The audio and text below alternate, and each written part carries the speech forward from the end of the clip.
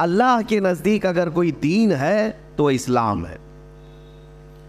اور اللہ تعالیٰ فرماتا ہے رضیت لکم الاسلام دینا، میں تمہیں اسلام دے کر راضی ہوا.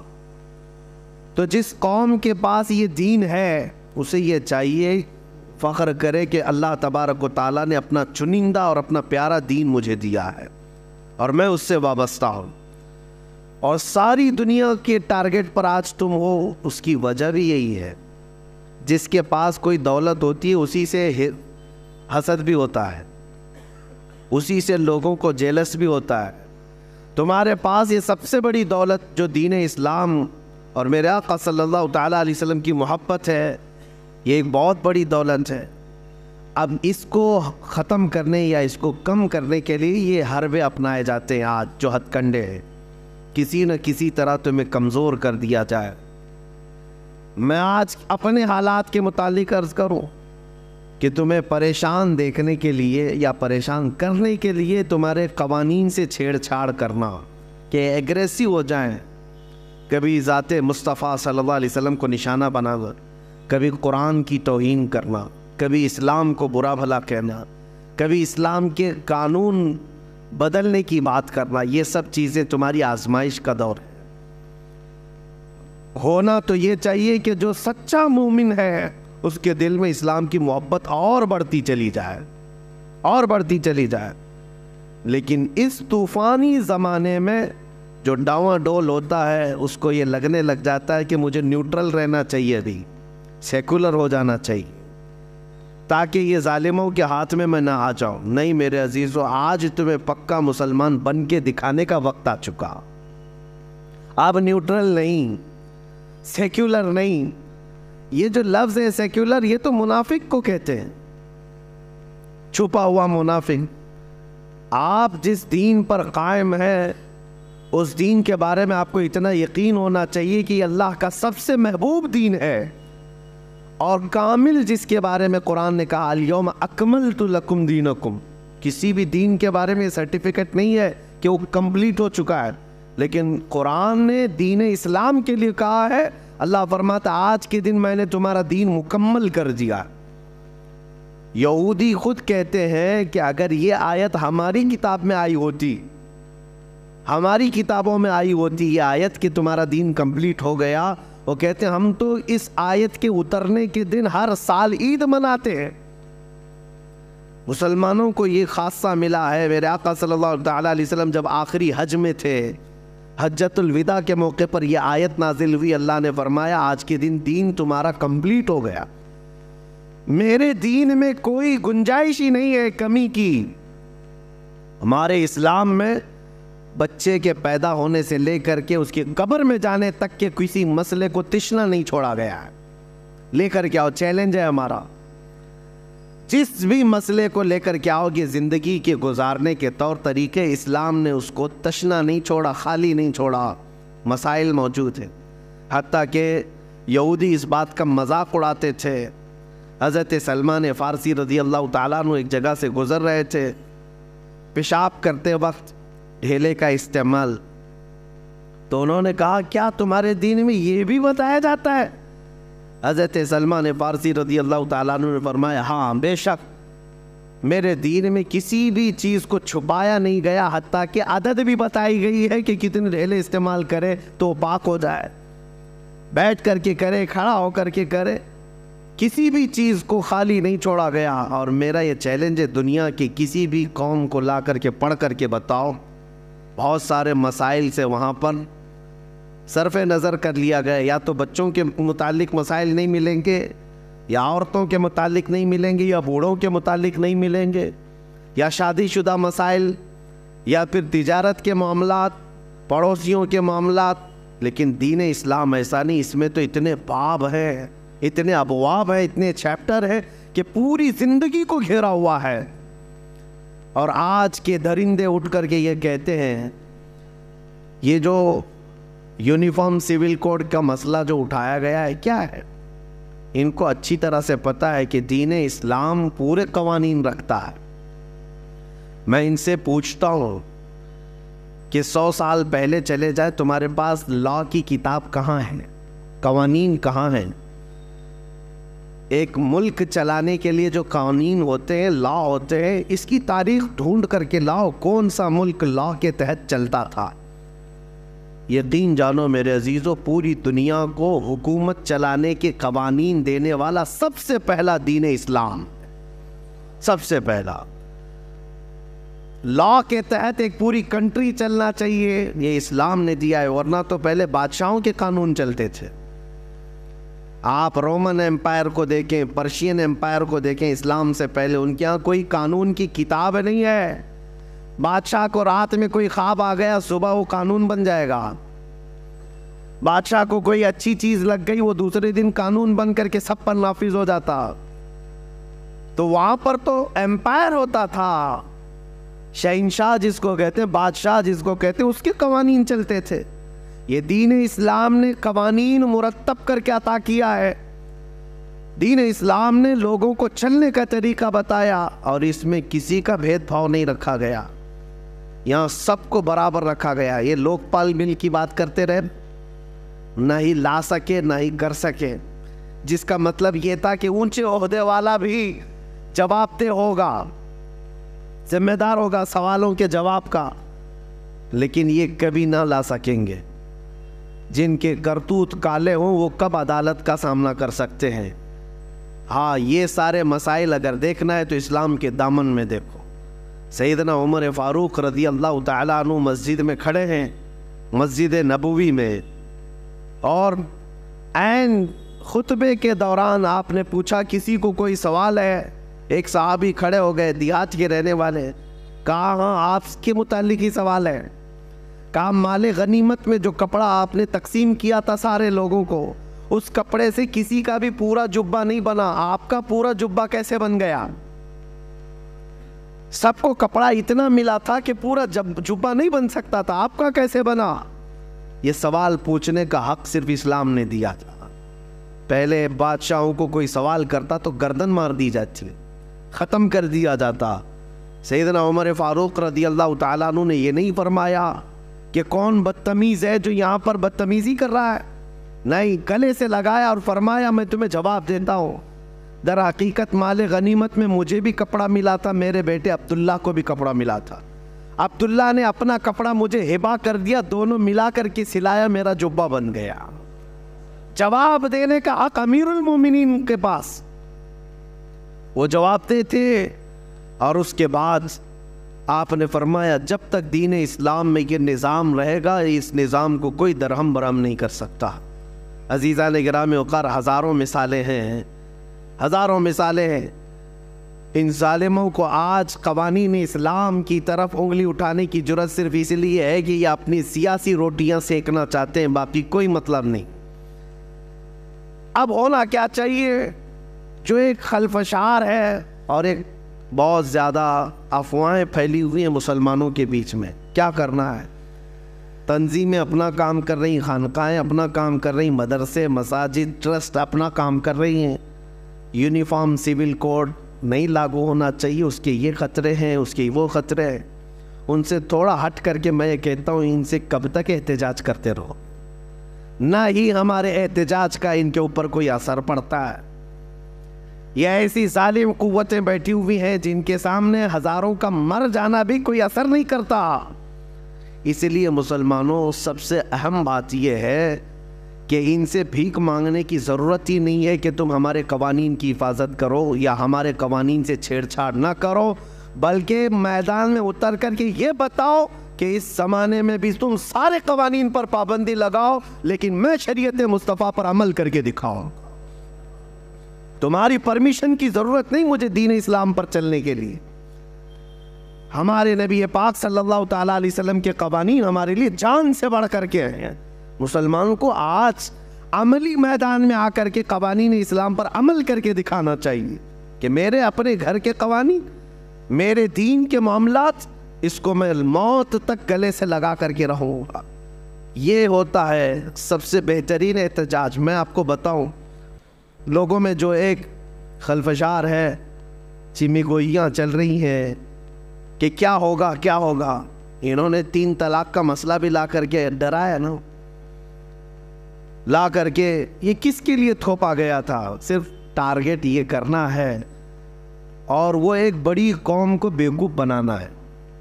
جو یہاں پر ایک میجورٹی میں قوم ہے ان کو بیوقوف بنا کر کے رکھنا ہے کہ دیکھو یہ ویلن ہے یہ مسلمان, اور ان سے لڑنے کی طاقت صرف ہم ہی رکھتے ہیں, اور ان کی ساری چیزیں ہم چھین رہے ہیں, ان کے قوانین پر ہم پابندی لگا رہے ہیں, اور وہ بیچارے وہ خوش ہوتے رہے.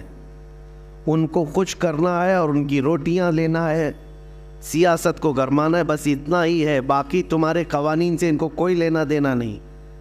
3 طلاق کا مسئلہ وہ آدمی لے کے آیا جو کبھی شادی نبھا نہ سکتا ہو, جو کبھی عورتوں کے ساتھ رہ نہ سکتا ہو. میرے عزیزوں, ڈرنے کی کوئی بات ہی نہیں ہے. تم اس طرح کے نہ جانے کتنے قوانین لے آؤ. مسلمان تو اپنے نبی پاک صلی اللہ تعالیٰ علیہ وسلم کی شریعت طاہرہ پر کل بھی عمل کرتا تھا, آج بھی عمل کرتا ہے, اور صبح قیامت تک عمل کرتا رہے گا. حقیقت بات یہ ہے, UCC آلریڈی پورے انڈیا میں چل رہی ہے. سب کے قانون ایک ہی ہیں, تھوڑی سی چند چیزوں میں الگ الگ رکھا گیا ہے. یعنی شادی کے معاملات کو لے کر کے یا وراثت کے معاملات کو لے کر تھوڑے سے قوانین الگ ہو جاتے ہیں.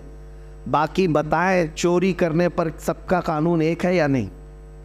مرڈر کرے تو سب کا قانون ایک ہی ہے. کرائم میں سب کے قانون ایک ہی ہیں, سول کوڈ ہی ہے, سب ایک ہی قانون پر عمل ہو رہا ہے پورے ہندوستان میں.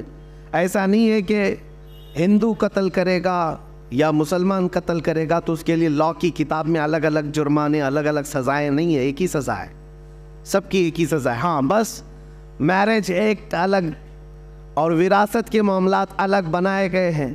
اس کو تم ختم کرنا چاہتے ہو, میں مسلمانوں سے یہ کہتا ہوں, تو اگر آپ اس نشانے پر اپنے آپ کو سمجھ رہے ہیں کہ ہم کو ہی ہلانے کے لیے سب بنایا گیا ہے, تو میرے عزیزو, آپ اپنے نکاح مسجدوں میں کرتے ہو, آپ اپنے نکاح شریعت کے دائرے میں کرتے ہو, آپ کو کبھی فرق نہیں پڑے گا. آپ اپنے گھر کے مسائل مسجدوں سے حل کرتے ہو, علماء دین سے مسائل پوچھتے ہو, تو کبھی ان قوانین کے 1000 لاگو ہونے پر بھی آپ پر فرق نہیں پڑے گا, آپ پر فرق نہیں پڑے گا.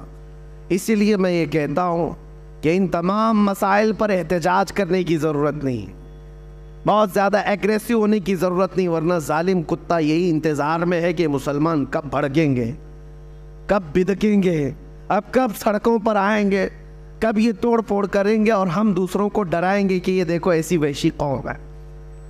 یہ اسی طرح کی کئی حرکتوں سے ہمیں لے جایا جا رہا ہے. لیکن اس کا بہترین علاج یہی ہے کہ جب جب تم میرے مصطفیٰ کریم صلی اللہ علیہ وسلم کے کسی قانون کی طرف انگلی اٹھاؤ گے, سارے مسلمان ان قوانین پر سختی سے عمل کر کے دکھائیں گے کہ عمل کرنا تو ہماری زندگی میں ہے, ہماری زندگی میں. ہم لاء کے خلاف نہیں بول رہے, جو ہندوستان کے قوانین ہیں ان سب پر ہم عمل کر رہے ہیں, لیکن میری نماز کے متعلق, میرے قرآن کے متعلق, میرے دین کے متعلق جو ہوگا وہ اسلام میں جو ہے اسی پر عمل کیا جائے گا.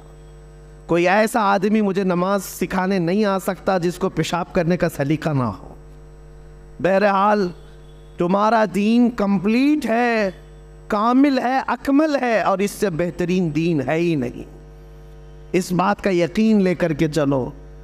میں ان سے کہتا ہوں, ذرا جھانک کر کے دیکھتے تاریخ کے اوراق میں اسلام نے جو عدل و مساوات پوری دنیا میں قائم کی, وہ غیروں کی کتابوں سے اگر میں آپ کو بتاؤں, اپنوں کی نہیں, غیروں کی لکھی ہوئی کتابیں, ان کو آج تک جو بھیک مانگتے ہوئے کسان ان کے پاس قانون کے لیے آئے, انصاف دینے کی نوبت نہ آ سکی. جو کھلاڑی وہاں پر ان سے انصاف مانگتے رہے, انصاف دے نہ سکے. پورے لوگ سڑکوں پر رہے, انصاف دے نہ سکے. اور پارلیمنٹ میں بیٹھ کر کے اگر قوانین اسلام کو نشانہ بنانے کی کوشش کرتے ہیں تو میں دعوت دیتا ہوں, آؤ دیکھو دین اسلام. تم یہ کہتے ہو اس کا اکروچ تھا, ظلم تھا, بڑھتے چلے گئے. ایک روایت میں نے پڑھی آج ہی, عمر ابن عبدالعزیز رضی اللہ تعالیٰ عنہ کا زمانہ خلافت ہے. حضرت عمر ابن عبدالعزیز, ان کو 5واں خلیفہ راشد بھی کہا جاتا ہے, اتنا عدل تھا ان کا. ان کے زمانے میں سمرقند, جو آج ازبکستان وغیرہ رشیا کے علاقوں میں آتا ہے, سمرقند پر اسلامی فوج نے حملہ کیا اور پورے سمرقند کو فتح کر کے اپنا جھنڈا پھیلا دیا. اور سپہ سالار کون تھے؟ حضرت قتیبہ.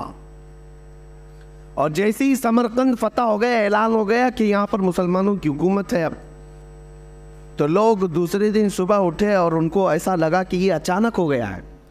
تو وہاں پرانا چرچ تھا، وہاں ایک پادری رہتا تھا. اس نے کہا یہ کیسے؟ ہم نے سنا ہے مسلمان اس طرح سے اچانک نہیں کرتے، لیکن 50,000 کی فوج قتیبہ کے ساتھ ہے، کون مقابلہ کرتا؟ اس عیسائی نے اپنے چند ساتھیوں سے مشورہ کیا کہ یہ ایسا مناسب نہیں ہے، ہم ان کے خلیفہ کے پاس جاتے ہیں.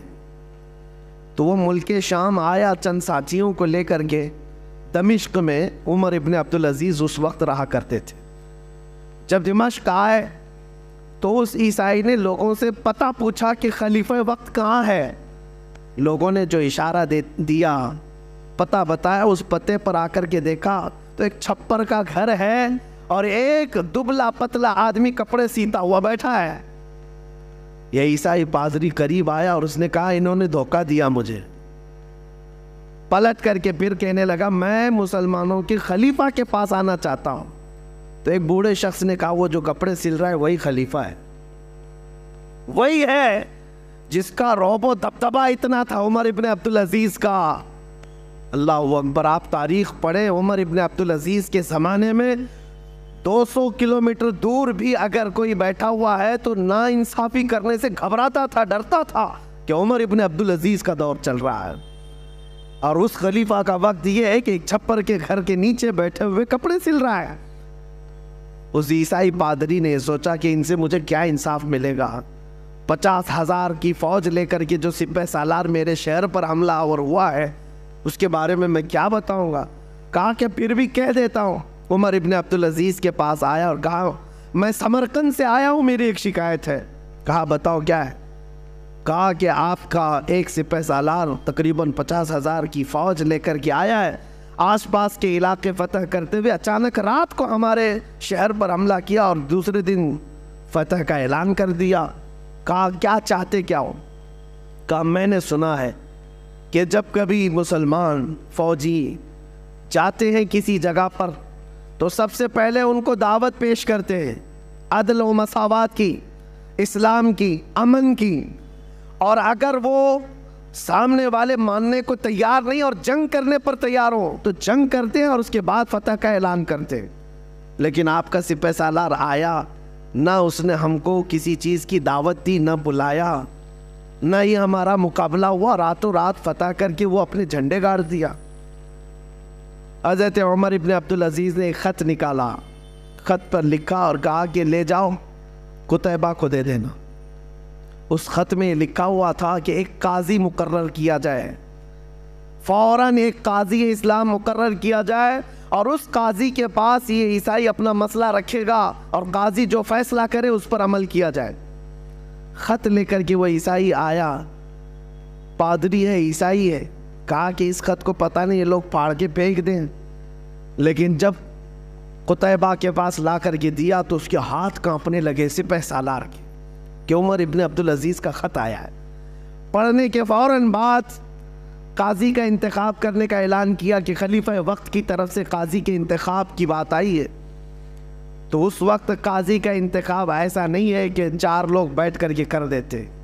جو سب سے پرہیزگار ہوا کرتے، تہجد گزار ہوا کرتے اور علم میں سب سے زیادہ ہوا کرتے، وہ قاضی بننے کے منصب پر آتے. قاضی اسلام چن لیا گیا ایک عالم باعمل کو اور انہوں نے اپنی عدالت لگائی اور کہا کہ کیا مسئلہ ہے اس عیسائی پادری کا. اب وہ عیسائی جو پادری تھا اس نے رکھا کہ آپ کی طرف سے یہ جو فوج آئی یہ اچانک آئی، ہمیں موقع نہیں دیا گیا ہے. اور جبکہ اسلام کا ہم نے یہ سنا ہے کہ وہ جہاں جاتے ہیں پہلے دعوت پیش کرتے ہیں امن کی، مساوات کی، عدل کی، اور اگر سامنے والا جنگ کرنے پر تل جائے تو پھر جنگ کی جاتی ہے اور پھر حملہ میں اگر کامیاب ہو جائے تو فتح یاب سمجھا جاتا ہے. تو قاضی اسلام نے بلایا قتیبہ کو، کہا کیا یہ عیسائی پادری جو کہہ رہا ہے وہ صحیح ہے؟ آپ نے ان کو دعوت دی تھی؟ کہا کہ نہیں دعوت دی. کہا کہ راتوں رات آپ نے ان کے شہر پر قبضہ کیا؟ کہا بات در حقیقت یہ ہے قاضی اسلام کہ ہم نے آس پاس کے علاقوں سے جنگ کی ہے، ہم نے دیکھا ہے، اور ان سے جنگ سختی کے ساتھ ہوئی، اور اس کے بعد ہم نے وہ علاقے فتح کیے. اور یہ سمرقند تو بڑا زرخیز علاقہ ہے، یہاں کے لوگ تو اور بھی زیادہ اس شہر کو چھوڑنے کو تیار نہیں ہوتے. اس لیے ہم نے سوچا کہ یہ سوئے ہوئے ہیں، اس وقت میں ہم فتح حاصل کر لیں. قاضی اسلام نے فیصلہ دیا کہ آج کی مغرب ہونے سے پہلے تمہاری پوری فوجیں اس شہر کو خالی کر دیں، سمرقند کو خالی کر دیں. قاضی کس کے متعلق فیصلہ دے رہا ہے؟ کسی دوسری قوم کے لیے نہیں، اپنے ہی فوجیوں کے متعلق کہہ رہا ہے کہ یہ اسلام کے قوانین سے ہٹ کر کے ہے، نہ ہی اس طرح کا دستور کبھی چلا ہے. قتیبہ کو جیسی آرڈر آیا قاضی اسلام کا، فوج میں اعلان ہوا، اور یہ صبح کا فیصلہ جو تھا 50,000 فوجیں سمرقند کو چھوڑ کر کے ساز و سامان کے ساتھ مغرب سے پہلے نکلنے لگی. مغرب سے پہلے قتیبہ کے ساتھ ساری فوجیں شہر چھوڑ کر باہر نکلیں. یہ منظر دیکھ کر کے وہ عیسائی پادری اور علاقے کے لوگ حیران تھے کہ ایک کپڑے سلتا ہوا بیٹھا دبلا پتلا آدمی اتنا پاور رکھتا ہے کہ ایک خط بھیج دیا جائے، اور پھر اگر اس کا خط یہاں آ گیا تو قاضی مقرر کرنا تو اس کا کام ہے. اپنے رشتہ دار کو بٹھا دیتا، اپنے حق میں فیصلہ لے لیتا، نہیں کیا، بلکہ قاضی اس کو منتخب کیا جو قرآن و سنت کا سب سے زیادہ جاننے والا تھا. اور قاضی کو بھی یہ چاہیے تھا کہ فیصلہ دیتا تو اپنی قوم کو دیکھ کر کے دیتا، لیکن قاضی نے وہی فیصلہ دیا جو اسلام کہتا تھا. یہ باتیں اتنی پر اثر تھیں کہ مغرب تک ان کی فوجیں نکل تو گئی تھیں، لیکن وہ عیسائی پادری اپنے سارے ساتھیوں سمیت رونے لگا کہ آج تک ہم نے ایسی قوم کو اپنے شہر میں آتے ہوئے دیکھا ہی نہیں تھا. چلو اس سے بہتر قوم کون سی ہو سکتی ہے جو ہم پر حکومت کرے. سب کے سب گئے اور قتیبہ کے ہاتھ جوڑ کر کے ان سے معافی طلب کیا، اور پوری فوج سے کہا آج کے بعد ہم ہی نہیں، پورا سمرقند تمہارے قدموں کے نیچے، تمہارا عدل ہے، ہم نے یہ دیکھا ہے. اور اس کے بعد سے لے کر تاریخ گواہ ہے، آج کی تاریخ تک سمرقند پر اسلامی حکومت موجود ہے، آج تک اسلام ہے. عزیزان گرامی وقار، یہ وہی سمرقند و بخارا کی بات کر رہا ہوں جہاں سے کبھی امام بخاری پیدا ہوئے، امام مسلم، یہ بڑے بڑے محدثین اسی علاقے سے آئے ہوئے. یہ میں بات اس لیے عرض کر رہا ہوں کہ جن کو آج انصاف کا الف بھی پتہ نہیں، عدل کا عین پتہ نہیں، وہ قوانین لاگو کرنے کی بات تو کرتے ہیں، لیکن ان سے کبھی نہ ہو سکے گا. اس لیے میں ذمہ داری کے ساتھ یہ کہتا ہوں، 1000 باتیں ہمارے اوپر لائی جائیں، کل کو ذمہ داری تمہاری ہے. کل کو اگر قرآن پڑھنے پر پابندی ہو، یہ بڑھتی جائے گی، یہ سرکشیاں، یہ بدماشیاں بڑھتی جائیں گی.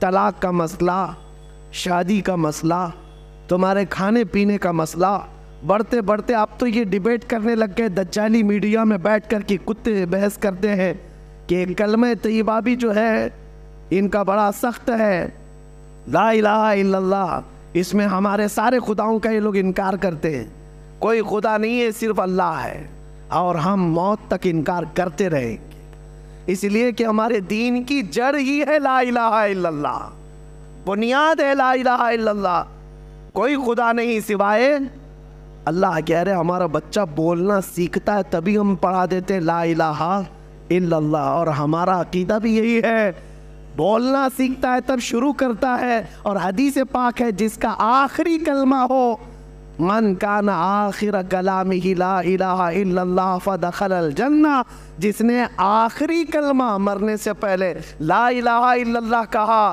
حضور فرماتے وہ سیدھے جنت میں چلا جائے گا، جنت میں چلا جائے. کل کو اگر تمہیں اس بات پر بھی ٹینشن ہو اور پارلیمنٹ میں بیٹھ کر کے یہ کہنے لگ جائیں کہ لا الہ الا اللہ مت کہا کرو، تو کیا اس سے بھی دستبردار ہو جاؤ گے؟ کیا اس سے بھی پیچھے ہٹ جاؤ گے؟ نہیں، آج سے نہیں بولیں گے. اس لیے بات یاد رکھو، اپنے تشخص، اپنی آئیڈینٹی کے ساتھ جیو. آج ہو سکتا ہے خالی تم نے ٹوپی چھپا لیا ہوگا، آج داڑھی چلا لیا ہوگا، سیکولر بننے کے چکر میں یا ایک نیوٹرل بننے کے چکر میں کہ ہم کو کوئی پہچان نہ سکے، ادھر کے بھی لگیں گے ادھر کے بھی لگیں گے. ہو سکتا ہے ٹوپی اور داڑھی سے دستبردار ہو گئے ہو، لیکن دنیا صرف اتنے ہی پر مطمئن کبھی نہیں ہوگی۔ قرآن کہتا ہے وَلَن تَرْضَى عَنْكَ الْيَهُودُ وَلَا النَّصَارَى حَتَّى تَتَّبِعَ مِلَّتَهُمْ، یہود اور نصرانی تم سے ہرگز راضی نہیں ہوں گے جب تک کہ تم ان کے دین میں داخل نہ ہو جاؤ۔ صرف چھوٹی موٹی باتوں سے راضی نہیں ہوں گے۔ ہم نے دیکھا ہے کہ بیچارے ابھی 2 سال پہلے جو دین بدل کر کے چلے گئے، نام بھی بدل لیا، لکھنؤ کا ایک رافضی شخص، کشکا بھی لگایا، کلنک بھی لگایا ان کو راضی کرنے کے لیے، لیکن 6 مہینے سے زیادہ پال نہ سکے، ٹھوکر مار کر کے بھیج دیا گیا۔ ایک بات یاد رکھو، دامن مصطفیٰ میں جو امن ہے وہ دنیا میں کہیں نہیں ہے، میرے مصطفیٰ کے قدموں میں جو عزت ہے وہ کہیں نہیں ہے۔ اسی لیے ہمیں ہمارے بزرگوں سے وابستہ ہو کر فخر سے یہ کہنا ہے یا رسول اللہ، خلق کے حاکم ہو تم، رزق کے قاسم ہو تم، جو ملا تم سے ملا، تم پہ کروڑوں درود، تم ہو حفیظ و مغیث، کیا ہے وہ دشمن خبیث، تم ہو تو پھر خوف کیا، تم پہ کروڑوں درود، کر کے تمہارے گناہ مانگے تمہاری پناہ، تم کہو دامن میں آ، تم پہ کروڑوں درود۔ ہمارے پاس جب اتنا مضبوط دروازہ میرے مصطفیٰ کا ہے تو پھر میں آپ سے یہ کہتا ہوں، پھر کے گلی گلی تباہ، ٹھوکریں سب کی کھائی کیوں، دل کو جو عقل دے خدا تیری گلی سے جائے کیوں۔ بس ایک دربار مضبوطی سے تھامے رہے، جیسے بھی حالات آئیں، نیوٹرل اور سیکولر کا لفظ اپنی زندگی میں آنے نہ دے۔ میں دین اسلام پر کل بھی قائم تھا، آج بھی قائم ہوں اور انشاءاللہ موت تک قائم رہوں گا۔ اسی پر اپنے بچوں کی تربیت بھی کریں، بچوں کی تربیت بھی اسی پر کریں۔ جن لوگوں کو یہ مسائل، یہ قوانین درپیش ہے، یہ وہ لوگ ہیں جنہوں نے اسلام کو حکم نہیں مانا، جنہوں نے شریعت مصطفیٰ کو حکم نہیں مانا، ان لوگوں کے لیے مسائل ہے۔ طلاق تمہارے گھر میں ہوئی، اللہ 1000 بار نہ کرے، مسئلہ شریعت کا پوچھا، قرآن و حدیث سے اگر مسئلہ بتا دیا، سر جھکا کر عمل کر لیا تھا تو عافیت ہے، نہیں عمل کرنا تھا، تم نے اسلام کو حکم نہیں مانا تو جاؤ پھر ہاتھ جوڑ کر کے کھڑے رہو، اور جہاں جیسا کہا جائے گا ویسے تمہیں عمل کرنا ہو۔ کل تمہاری نکاح ہونا ہے، شادی ہونی ہے، تم نے پوچھا کہ میرے مصطفیٰ کی قوانین اور شریعت کے مطابق مجھے بتایا جائے، ہم نے بتا دیا، تم نے ایکسیپٹ نہیں کیا، اسلام کو حکم نہیں تسلیم کیا، ان کے لیے یہ مسائل ہوں گے۔ اور جو دل و جان سے میرے آقا کے احکام کو حکم تسلیم کرتا ہے، اس کے لیے موت تک کبھی کوئی مسئلہ درپیش نہیں آئے گا، انشاءاللہ کبھی نہیں آئے گا۔ وراثت کے مسئلے میں جھگڑے کس کے ہوتے ہیں؟ 35 سال کورٹ میں کون لڑتا ہے؟ کون لڑتا ہے؟ یہ وہی لوگ لڑتے ہیں جن کو شریعت حکم نہیں مانتے، جو ورنہ تو فتویٰ جو ہے شریعت کا وراثت کے بارے میں اگر آپ نے پوچھا، باپ کا انتقال ہوا، 2 بیٹیاں ہیں، 4 بیٹے ہیں، ایک بھائی ایک بہن ہے، فلاں فلاں لکھ کر کے بھیج دیا، اتنی جائیداد ہے، 1 دن کی بات ہے، زیادہ سے زیادہ 2 دن کی بات، دارالافتاء سے آپ کو قرآن اور حدیث کے دلائل کے ساتھ جواب آ جائے گا کہ بیٹیوں کا اتنا حق ہے، بیٹوں کا اتنا حق ہے، آپ کی یعنی جو انتقال کیا اس کی بیوی کا اتنا حق ہے، سب کا اتنا حق ہے۔ اگر آ گیا قرآن و حدیث آپ نے دیکھ لیا اور سر جھکا لیا، کہا یہ اللہ کا حکم ہے، میرے مصطفیٰ کا حکم ہے، تب تو کوئی ٹینشن ہی نہیں، تمہارا 2 دن میں مسئلہ حل ہوا۔ تم نے اس کو صرف نظر کر دیا، نہیں مجھے یہ نہیں ماننا ہے، تو جاؤ پھر کورٹ کچہری کے چکر 30 سال تک کاٹتے رہو۔ مسائل تو ان کے لیے ہے جنہوں نے قرآن و حدیث کو حکم نہیں مانا، ان کے لیے مسائل ہے، اور جو قرآن و حدیث کو دل و جان سے مانتا ہے، یہ 1000 کتے قانون بدلے، اس کے لیے کبھی کوئی مسئلہ پیش آئے گا ہی نہیں۔ قرآن اللہ کی کتاب کل بھی محفوظ تھی، آج بھی محفوظ ہے، میرے آقا کی حدیثیں محفوظ تھی، محفوظ ہے، انشاءاللہ قیامت تک رہیں گی۔ مولا کریم ہم سب کو دین اسلام پر کامل طریقے سے عمل کی توفیق عطا فرمائے۔